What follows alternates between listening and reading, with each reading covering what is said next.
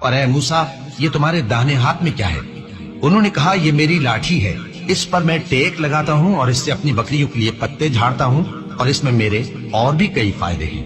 فرمایا کہ موسیٰ اسے زمین پر ڈال دو، تو انہوں نے اس کو ڈال دیا اور وہ یکا یک سانپ بن کر دوڑنے لگا۔